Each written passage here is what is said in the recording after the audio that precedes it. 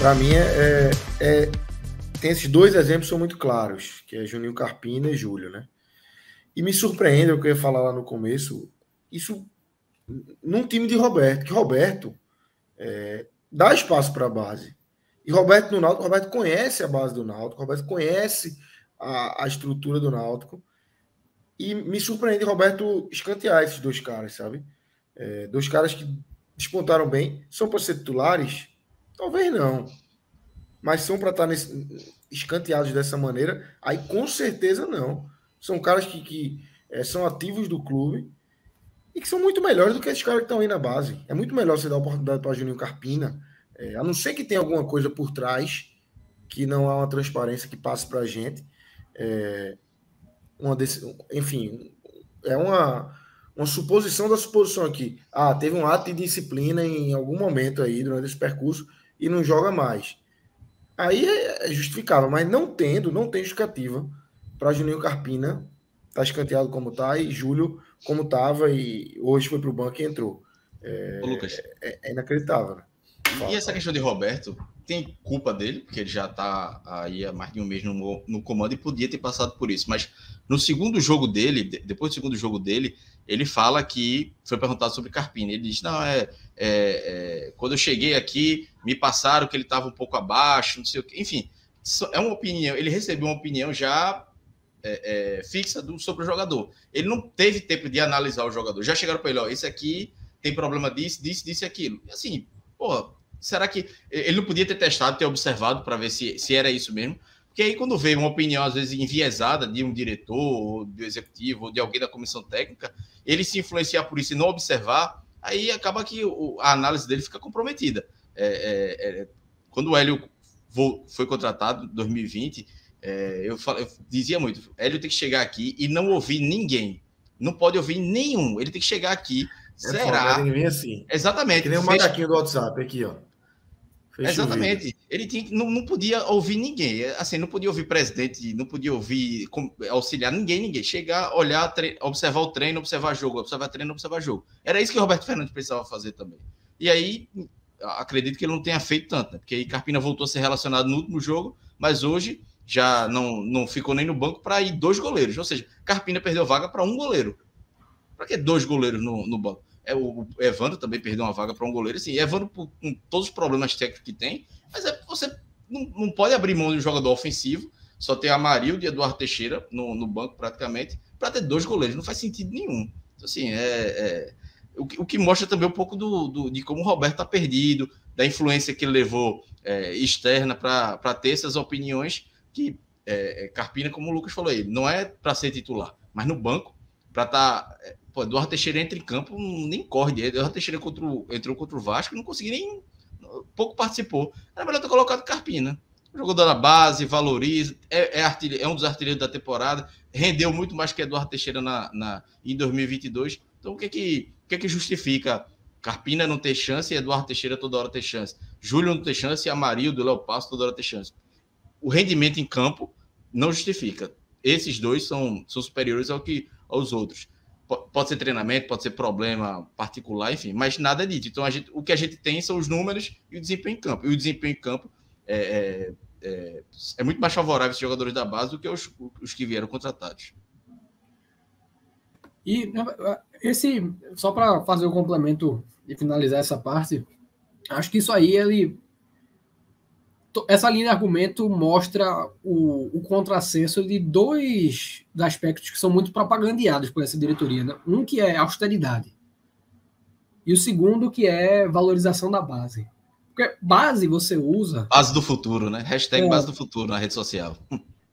Pois é, e base é uma coisa que você usa como economia para trazer o diferencial, né? Você sabe que quando sofre uma safra de base, a maioria não vai conseguir vingar profissionalmente. A maioria vai passar 2, 3, 4, 5 anos ali no futebol e, eventualmente, aquilo vai cessar.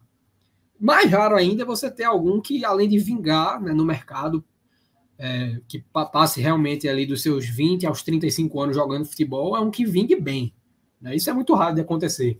Então, é algo que, estatisticamente falando, não funciona para ter retorno técnico, mas funciona para você conseguir acomodar posições, né, quantitativamente, e está deixando de trazer algo encarecido no mercado. Aí você traz, aproveitando essa economia, você traz os jogadores que de fato vão te dar um diferencial técnico. Então, por que trazer Amarildo? Né? Tudo que Amarildo fez de certo até agora foi bater pênalti, né, nas disputas que o Náutico teve. Aí você tem que dar o mérito, bateu e bateu muito bem. Mas Júlio podia ter batido, né? Outros cobradores poderiam ter batido, e não justifica você trazer um atleta somente por conta disso. Em gols marcados, Amarildo não tem nenhum destaque, acho que foi só um ali contra o Guarani. Dentro do campo, não é um atleta. Um gol fácil, uma saída errada do goleiro. Então, assim, se o salário dele for... Não vou nem entrar em valores aqui, mas seja qual for o salário dele, é caro. Ele está ocupando um espaço que Júlio podia ter ocupado com aí no total de 320... o total de 445 minutos que a Amarildo teve em campo são minutos tirados de Júlio. Aí você... é austeridade. Não é, porque um atleta desse está ocupando espaço na folha que...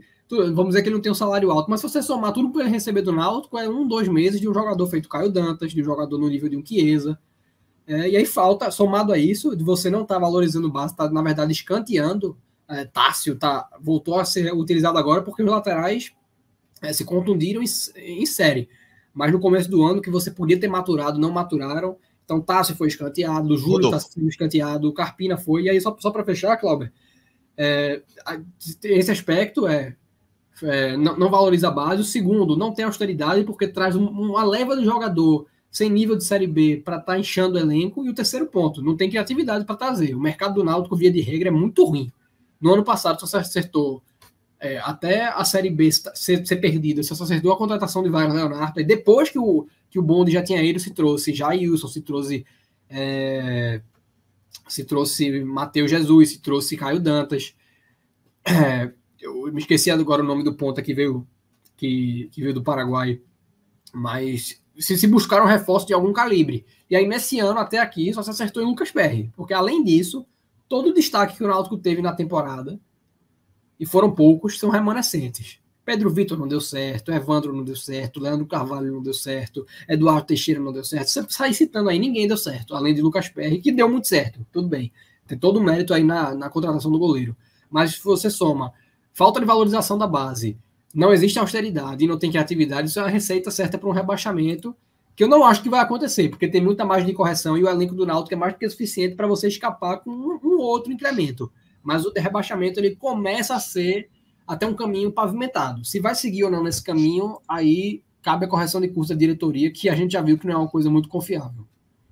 Eu queria só complementar essa questão da base e jogadores mais experientes. O que é que o Wellington fez a mais do que Carlão nessa temporada? O Wellington falhou praticamente em todos os jogos. Todas as vezes que ele entrou no Náutico, tem gol nas costas dele, por responsabilidade dele. Carlão, quando tem uma falha, a torcida, o treinador tira do time. E assim, Carlão foi um jogador com erros, com falhas, o zagueiro mais regulado da temporada. Até mais do que Camutanga começou mal. Bruno Bispo vem cometendo pênaltis, fazendo falhas. E assim, Carlão é preterido para esses dois, por ser simplesmente a base, porque desempenho não é. E eu vi até um debate de torcedores do Sport essa semana, que quando o Jô saiu do Corinthians, vi torcedor do Sport, tem que contratar Jô, vamos tentar contratar Jô. Aí vi alguém falando, a gente revela jogador da base, vende para gastar esse dinheiro com um jogador caro, que não tá nem aí mais para a vida, não quer mais nada. Enfim, o Náutico não chega a ser isso, o Náutico tem vendido pouco. Mas vai trazendo jogadores, alguns até de graça, como o Eduardo Teixeira, que só enche elenco, enche a folha e tira espaço da base. Carlão não jogou menos do que nenhum dos zagueiros contratados, do que Bispo, do que o Wellington. Mas os dois são titulares. Carlão hoje só não é quarta opção porque Camutanga foi embora. Carpina jogou mais do que Eduardo Teixeira na temporada. E Carpina não consegue ter chance. Júlio jogou, o pouco tempo que jogou, rendeu mais do que Léo Passos e Amarildo, mas quem joga são os contratados. Então, assim, o discurso da base do futuro, que era muito usado até um tempo desse, só é usado na hora do desespero. A Série C, o Náutico foi muito bonito no primeiro ano de gestão de Edson, dizer, vendemos Thiago, fizemos isso, mas só usou porque o Náutico estava na Série C e não tinha dinheiro para contratar. Porque quando subiu para a Série B, o Náutico deixou de utilizar a base, o Náutico deixou de revelar jogador. Só entra o jogador no desespero, só entra o jogador para tapar buraco, como é Tássio, como é Carlão em alguns momentos, como é Carpina, como é Júlio. Nunca entra com planejamento de vamos trabalhar esse cara aqui para ele ser um Carpina para ele ser um sucessor de Jean Carlos, para ele jogar com o Jean Carlos junto, vamos trabalhar aqui, vamos trabalhar Júlio, para ver se ele consegue ser um atacante revelado da base, para a gente vender, que atacante é mais fácil de vender. Não há planejamento no Náutico nisso. E aí, isso é completamente responsabilidade da diretoria, que prefere sair, contratar um caminhão de jogadores a valorizar a base. Óbvio que tem que contratar, mas tem que, no mesmo peso, tem que valorizar a base. Isso não acontece, só acontece na hora do desespero.